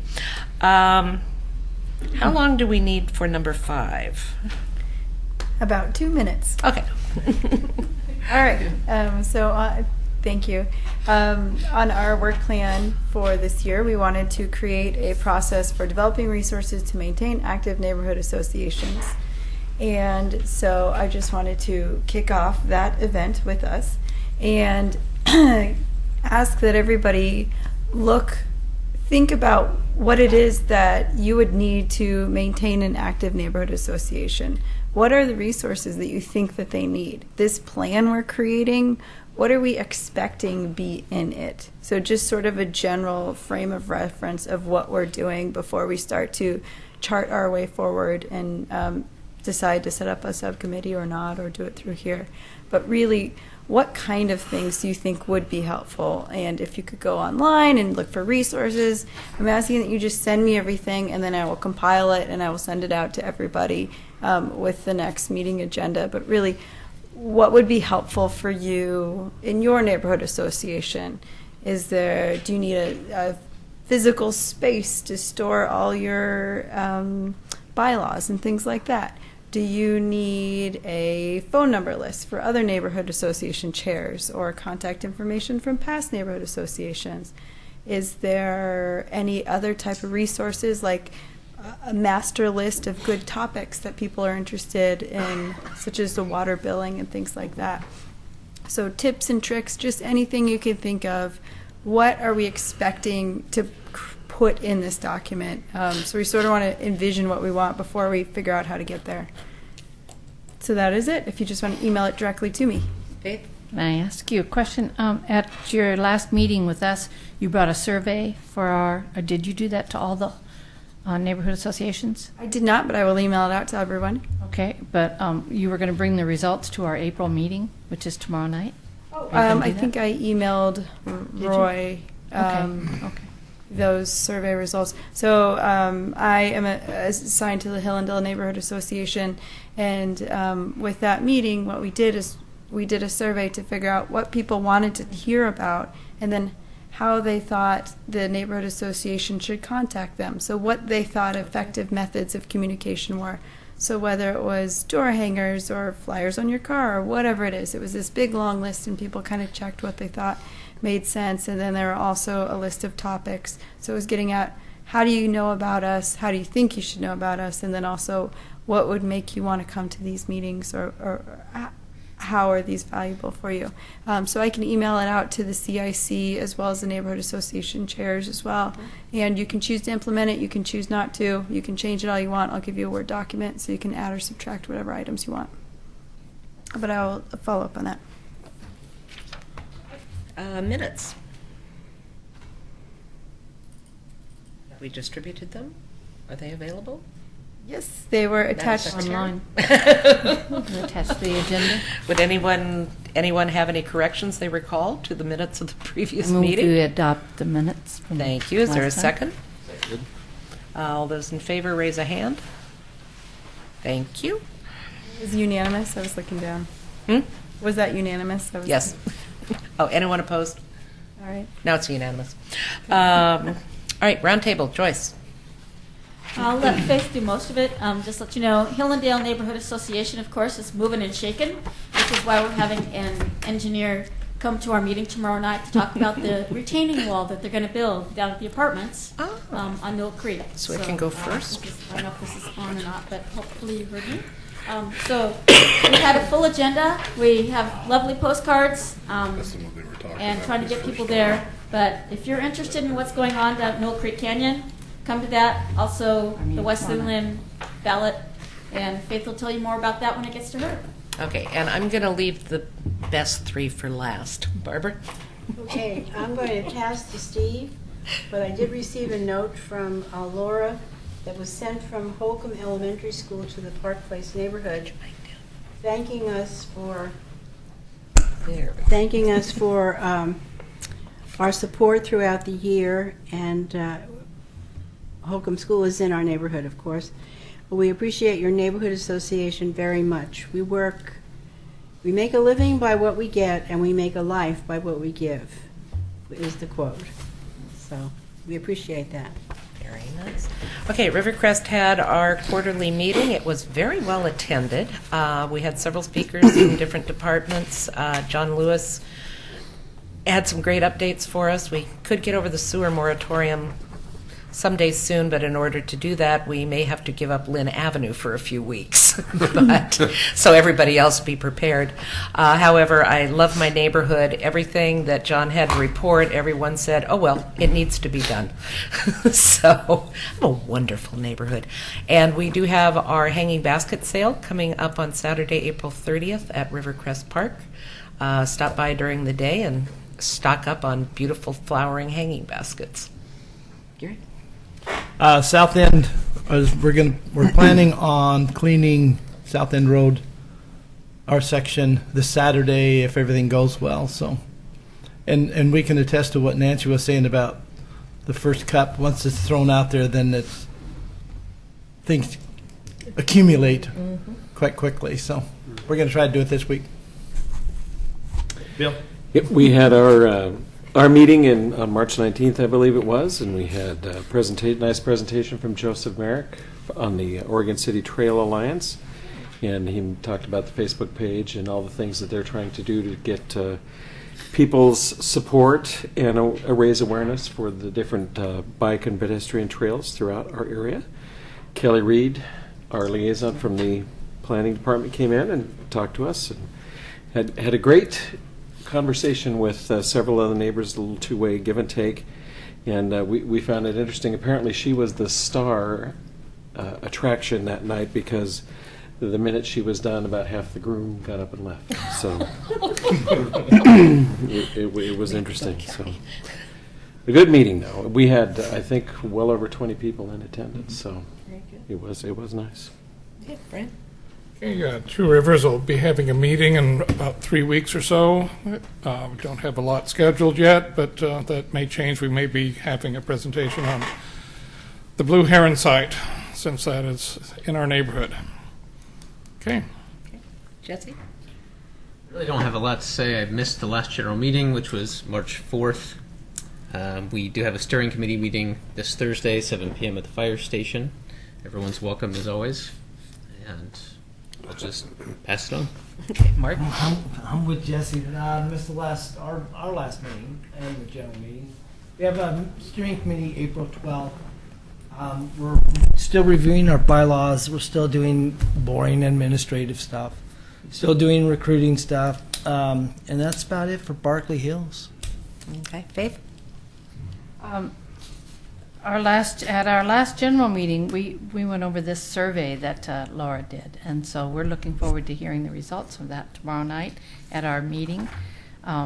We meet at the Living Hope Church on Myers Road, and we'll have an update on the pickleball thing at Hillendale Park that everybody's interested in, I know, and we're going to have the youth services librarian speak to us, and an update on the Wesley Lund Park ballot measure. And so it's going to be a very busy meeting. So, Dennis? Pass to Jessica. Steve? So our Park Place last meeting was a steering committee meeting in March. We'll have another steering committee meeting April 18th. And the main discussions that we were having is the new development at the Ames Holcomb subdivision, where we're having some issues with drainage. So hopefully that gets rectified to the relevant parties. And the only other thing that we really discussed was trying to come up with ideas for fundraising for the neighborhood association. We don't have a snow cone machine or anything that we could, so trying to figure out where do we get more money without just passing the hat.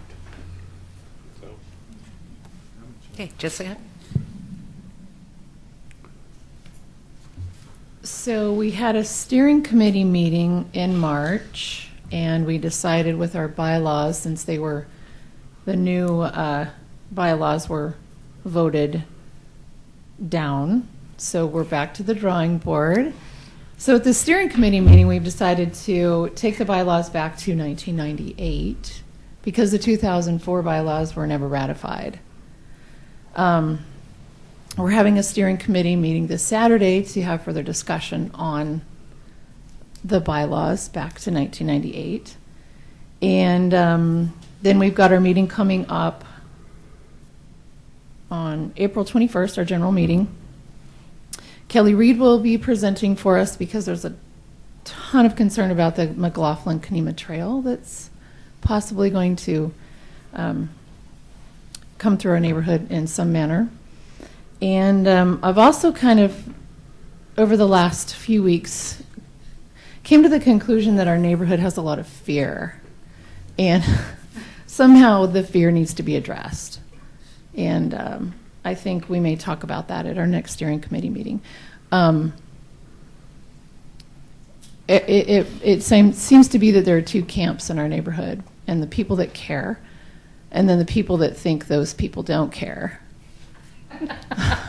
And those same people care a whole lot. So, yeah, it's still divided, and it's really frustrating. So, I think that I'd like to come at it from that angle, find out what the fear is. And there's a lot of fear. So that's kind of what we're up to. Thanks. Good job. Mr. Shaw. No comment tonight. Well, yeah. all Well, right. except that, I know that John Lewis usually gets all of the credit for his presentations and stuff, but I think we did kind of a nice job on marijuana issues and stuff for the Rivercrest Neighborhood Association. I think that, if Yes, you recall that. A guest speaker who didn't realize he was going to be a guest speaker was called upon at our neighborhood association. Oh, it was Mr. Shaw. And he did a lovely job. The Metro Council was had their council meeting in Oregon City last Thursday. They adopted the partners agreement for the Riverwalk. I know I saw many of you at the Riverwalk open house. We had over 725 people participate in that. So that was a great kickoff to that event. The Newell Creek Canyon Master Plan was approved by the Metro Council at that meeting as well, and I believe that the grant to start looking at connectivity options, so there'd be that opportunity to be involved in that. So hopefully we'll be seeing a lot of the Kanema folks and the McLaughlin neighborhood residents participating in that process to talk about that. So at this point, that's all I have unless there are questions. Laura? All right. So the library is now taking credit cards. So I have that. For the fines? Just taking them. And then also construction for the library is going as planned. The other thing is for the CIC, the minutes will be posted online tomorrow. So we should be all caught up to date, and then I'll make sure that the minutes from tonight are also on there. That's all I have.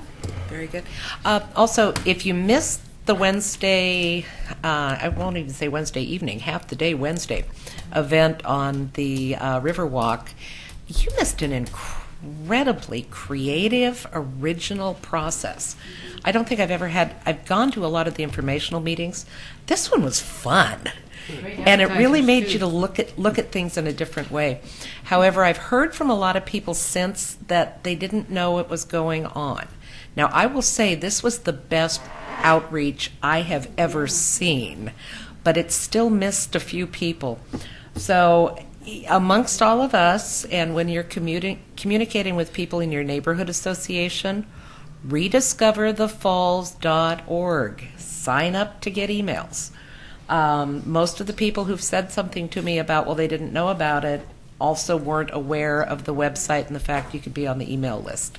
So to stay on top of it, go on the website, sign up for the email, and you'll always know what's going on. But neat process.